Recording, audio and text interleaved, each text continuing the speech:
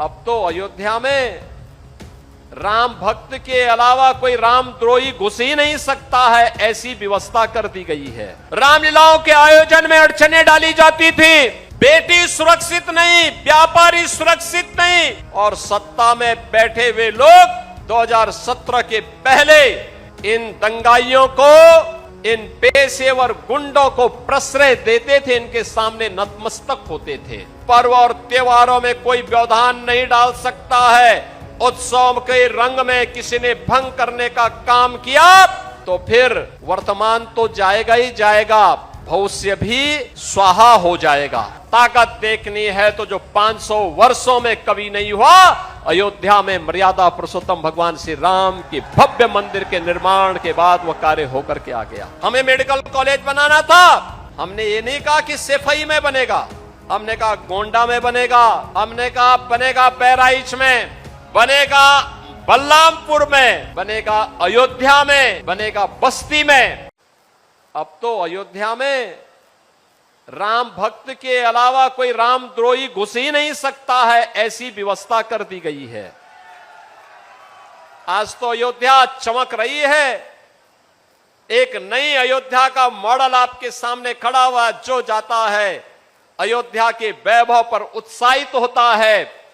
हर व्यक्ति अपने आप को अभिभूत महसूस करता है, गौरव की अनुभूति करता है, और आपके पूर्वज आशीर्वाद दे रहे होंगे आप पर, जहां कहीं भी होंगे आशीर्वाद दे रहे होंगे कि हमारी वर्तमान पीढ़ी कितनी धन्य है, अपनी आंखों के सामने मर्यादा पुरुषोत्तम श्री राम को विराजमान होते हुए देख रही है, भव्य राम मंदिर का निर्माण देख रही है। और आपके संघर्षों का लाभ जहां कहीं भी आपके पूर्वज होंगे जिन्होंने राम मंदिर आंदोलन में योगदान दिया, जो घर में बुजुर्ग होंगे उनके आंखों में खुशियों के आंसू होंगे, जो स्वर्ग सिधार गए होंगे उनमें इस बात की संतुष्टि होगी कि जो काम उन्होंने अपनी आंखों के सामने नहीं देखा है, उनकी वर्तमान पीढ़ी ने वो करके दिखाया है। याद है मुझे 2015-16 में इस गोंडा में भी दुर्गा पूजा के समय दंगा करने का प्रयास हुआ था। यहां भी दंगे हुए थे। मां दुर्गा की मूर्ति को विसर्जन नहीं करने दिया जाता था। रामलीलाओं के आयोजन में अड़चने डाली जाती थी। पर्व और त्योहार प्रारंभ होने के पहले, उत्सव प्रारंभ होने के पहले उपद्रव शुरू हो जाते थे। बेटी सुरक्षित नहीं, व्यापारी सुरक्षित नहीं, और सत्ता में बैठे हुए लोग 2017 के पहले इन दंगाइयों को, इन पेशेवर गुंडों को प्रश्रय देते थे, इनके सामने नतमस्तक होते थे।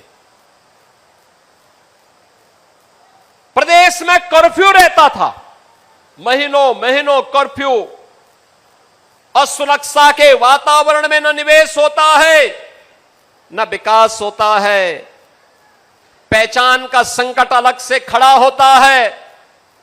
नौजवान बेहाल होता है, किसान परेशान होता है, बहन और बेटियां असुरक्षित महसूस करती हैं, और विकास में पिछड़े पायदान पर हमारी गिनती जब होती है तो सम्मान नहीं होता है।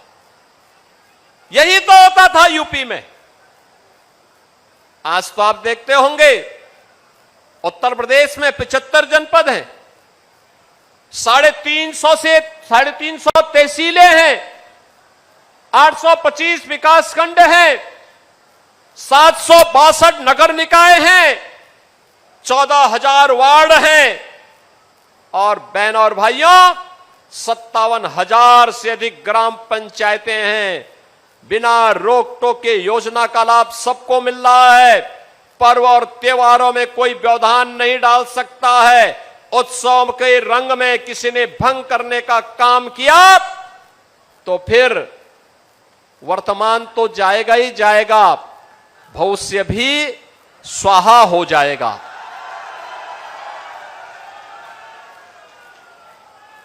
अब कोई रंग में भंग डालने का काम नहीं कर सकता, पर्व और त्योहार में व्यवधान नहीं डाल सकता। और डबल इंजन सरकार की क्या ताकत होती है, वह ताकत देखनी है तो जो 500 वर्षों में कभी नहीं हुआ, अयोध्या में मर्यादा पुरुषोत्तम भगवान श्री राम के भव्य मंदिर के निर्माण के बाद वह कार्य होकर के आ गया।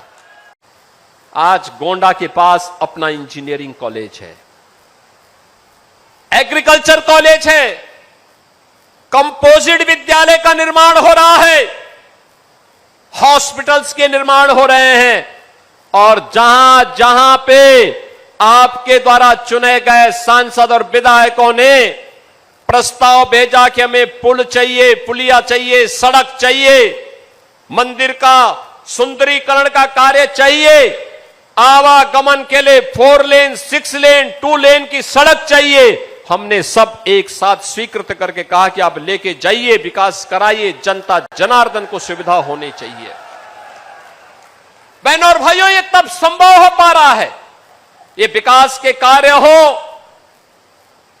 एक गरीब कल्याणकारी कार्य हो, विरासत से जुड़े हुए ये कार्य हो, नौजवानों के लिए नौकरी हो, निवेश के माध्यम से रोजगार हो, ये तब संभव हो पा रहा है जब आपने कमल का बटन दबाया और कलम के बटन के बाद जब मां लक्ष्मी का आशीर्वाद प्राप्त हुआ तो धन की वर्षा यूपी पे हो रही है और वो पैसा आपके जनपद के लिए जा रहा है, आपके गांव के लिए जा रहा है। अच्छी सरकार चुनोगे, अच्छे परिणाम आएंगे। अच्छे लोगों को चुन करके भेजोगे, अच्छे परिणाम आएंगे। गलत लोगों को चुनोगे तो उसका खामियाजा से भी कोई वंचित नहीं कर पाएगा। और यही तो होता था 2017 के पहले जब गलत सरकारें आती थी, यही होता था। वो विकास केवल एक गांव तक सीमित होकर के रह गया था, एक गांव तक सब कुछ वहां।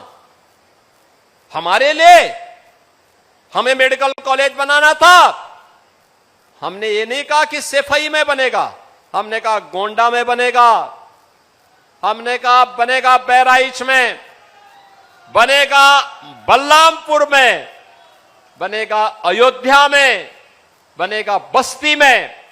इन सभी जनपदों में हम लोगों ने मेडिकल कॉलेज बनवा दिए। सरकारी मेडिकल कॉलेज सिद्धार्थनगर में भी बन गया, सब जगह मेडिकल कॉलेज। अंबेडकर नगर में मेडिकल कॉलेज, सुल्तानपुर में मेडिकल कॉलेज। कौन जिला है जहां पर मेडिकल कॉलेज का निर्माण नहीं हो रहा है?